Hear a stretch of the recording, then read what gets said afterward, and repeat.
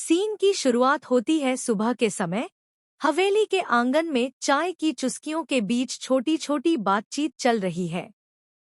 तभी सबकी नजरें अहाना पर टिक जाती हैं, जो सजी संवरी हुई सीढ़ियों से उतरती। अरे भाभी, आप तो बड़ी तैयार होकर आई है कि बाहर जा रही हैं क्या? नहीं चाची, ये मेरा घर और मैं जैसे चाहूं रह सकती हूँ। ससंवरना क्या अब भी किसी इजाजत का मोहताज है? कहानी अब एक नए मोड़ पर आ गई है, जहां एक और अहाना अपनी पहचान, अधिकार और सम्मान के लिए खड़ी नजर आ रही है। वहीं दूसरी ओर सास और बहू के रिश्ते ने एक नई मजबूती पकड़ ली। हवेली के भीतर बड़ा ड्रामा चल रहा है। बड़ी बुआ, चाची और कुछ अन्य रिश्तेदार अंदर बातें कर रहे हैं। दुर्गा देवी गांव जा रही हैं, और वो भी बहुओं को साथ लेकर। सुना है अहाना की बात मान ली उन्होंने। कह रही थी, अब यहाँ दम घुटता है, गांव में सुकून मिलेगा। अब आप सोच रहे होंगे कि अचानक दुर्गा देवी, जो कभी अपने घर को सब कुछ मानती थी, उन्होंने गांव जाने का फैसला क्यों किया? तो इसका जवाब है। और दुर्गा देवी एक रात छत पर बैठी हैं। चांदनी रात में दिल की बातें हो रही हैं। कभी अपने गांव ले चलिए न, जहां आपकी कहानियां शुरू हुई थी, जहां आपने सपने देखे। उस गांव में अब कोई मेरा नहीं है बेटा। सबने मुझे भुला दिया, तो एक बार चलिए न माँ, पता चले कौन कितना भुला पाया है आपको का रास्ता। कार चल रही है। दुर्गा देवी, अहाना और दो बहुएं साथ में हैं। कुछ खामोशी, कुछ उम्मीदें। गांव पहुंचते ही पुराने दिनों की यादें दुर्गा देवी की आंखों में तैरने लगी। टूटी दीवारें, सूना आंगन और बचपन की वह तुलसी के चौतरे की मी। जैसे ही उन्होंने अपने घर की दहलीज पर कदम रखा, शुरू हो गया तूफान। क्या सोचकर आई हो दुर्गा? तुझे तो हमने मरा हुआ मान लिया था। क्यों वापस आई हो? ये क्या तरीका है बात करने का? आप अपनी बहन से इस तरह बात करेंगे? लेकिन अहाना चुप रहने वालों में से नहीं है।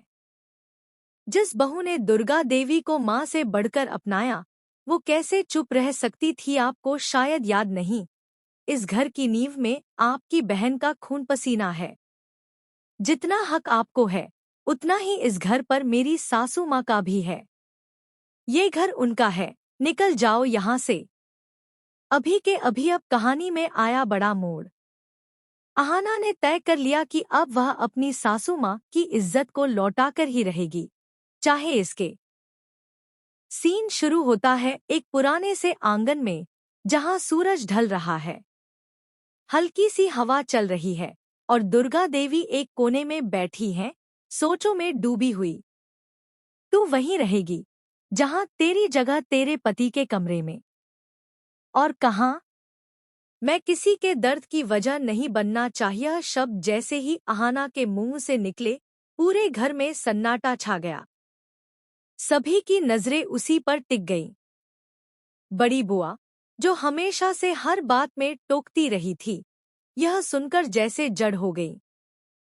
उन्हें अपनी आंखों और कानों पर भरोसा नहीं हुआ, जहां एक छोटी सी बहू अब एक बहुत बड़ी लड़ाई का चेहरा बन चुकी है। एक ऐसी बहू जो अपने ससुराल की सास के लिए वो कर रही है जो शायद किसी बेटी ने भी ना की। दुर्गा देवी और अहाना एकांत में बात कर रही हैं। मैं अपने गांव वापस जाना चाहती हूँ। गांव? क्यों माँ? आपने तो कहा था ये घर ही आपका संसार है। अब ये घर नहीं रहा, अब इसमें अपनापन नहीं रहा। मैं अब किसी पर बोझ नहीं बनना चाहती। अहाना समझ चुकी थी कि बात सिर्फ सास की नहीं है, बात एक औरत की है जिसने अपना पूरा जीवन इस घर के लिए कुर्बान कर दिया।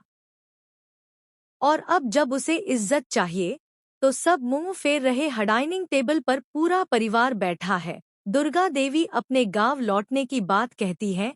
अब वहां जाएगी जहां तुझे कोई पूछता भी नहीं। जिनके लिए तू मरी हुई है, उनके पास क्यों जाना चाहती है? क्योंकि अपनों के बीच रहकर उपेक्षा झेलने से अच्छा है जहां मैं खुद को अकेला समझूं। वहां चली। अब जब दुर्गा देवी ने अपने गांव लौटने का फैसला कर लिया, तब उनके साथ केवल 2 लोग थे, अहाना और उनका आत्मसम्मान। परिवार के बाकी लोग खामोश थे और बड़ी बुआ को लग रहा था कि गांव में दुर्गा देवी का अपमान ही उनका इंतजार कर रहा है। गांव की ओर जाती कार में दुर्गा देवी, अहाना और 2 अन्य बहुएं हैं। रास्ते में मौन पसरा हुआ है। माँ, जो भी होगा, मैं आपके साथ हूँ। चाहे पूरा गांव आपके खिलाफ हो जाए, लेकिन मैं आपका साथ न छोड़ूंगी। तू मेरी बहू नहीं, मेरी बेटी है। अहानासीन ट्रांजिशन गांव का दृश्य, पुराना घर, जर्जर दीवारें, कुछ बुजुर्ग लोग आसपास खड़े हैं। जैसे ही दुर्गा देवी वहां पहुंचती हैं, क्यों आई हो दुर्गा? क्या अब भी कुछ बाकी रह गया है लेने को? निकल जाओ मेरे घर से चाचा जी। ये वो औरत है जिसने इस घर को अपना सब कुछ दिया। आप भूल गए कि आपकी बहन ने कितने त्याग किए। लेकिन मैं नहीं भूलने दूंगी। अहाना अब किसी डर में नहीं थी। वो ना सिर्फ अपनी सास की बहू थी, बल्कि उसकी ढाल बन चुकी थी। गांव वालों ने जब यह दृश्य देखा तो हर कोई चौंक गया। पहली बार देखा है कोई बहू सास के लिए इस तरह खड़ी हो।